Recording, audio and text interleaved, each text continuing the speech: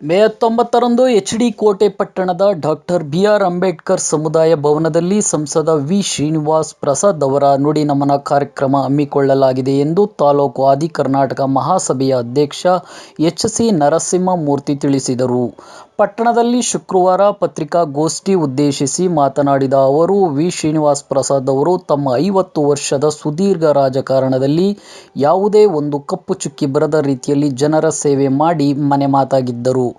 ಕಳಂಕ ರಹಿತ ರಾಜಕಾರಣಿಯಾಗಿ, ಕೇಂದ್ರ ಮತ್ತು ರಾಜ್ಯ ಸರ್ಕಾರದ ಮಂತ್ರಿಯಾಗಿ ಜನರ ಸೇವೆ ಮಾಡಿ ಸ್ವಾಭಿಮಾನಿ ರಾಜಕಾರಣಿ ಆಗಿದ್ದರು. ಹಾಗಾಗಿ ಪಕ್ಷ ಭೇದ ಇಲ್ಲದೆ ಎಲ್ಲಾ ಸಮುದಾಯದ ಸಹಕಾರದ ಒಟ್ಟಿಗೆ ನುಡಿ ನಮನ ಕಾರ್ಯಕ್ರಮ ಹಮ್ಮಿಕೊಳ್ಳಲಾಗಿದೆ.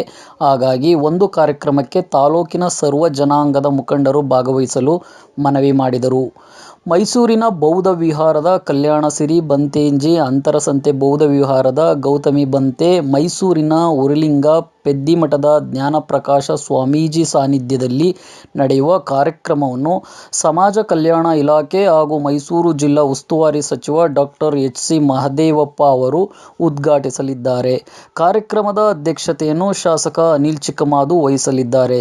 ಸಂಸದ ವಿ. ಶ್ರೀನಿವಾಸ್ ಪ್ರಸಾದ್ ಅವರ ಬಗ್ಗೆ ನಿವೃತ್ತ ಪ್ರಾಧ್ಯಾಪಕ ನೀಲಗಿರಿ ತಳವಾರ್ ನುಡಿ ನಮನ ಮಾಡಲಿದ್ದು, ಮುಖ್ಯ ಅತಿಥಿಗಳಾಗಿ ವಿ. ಶ್ರೀನಿವಾಸ್ ಪ್ರಸಾದ್ ಅವರ ಧರ್ಮಪತ್ನಿ ಭಾಗ್ಯಲಕ್ಷ್ಮಿ, ಮಾಜಿ ಮಂತ್ರಿ ಕೋಟೆ ಎಂ. ಶಿವಣ್ಣ, ಮಾಜಿ ಶಾಸಕ ಬೀಚನಹಳ್ಳಿ ಚಿಕ್ಕಣ್ಣ ಆಗಮಿಸಲಿದ್ದಾರೆ ಎಂದು ತಿಳಿಸಿದರು.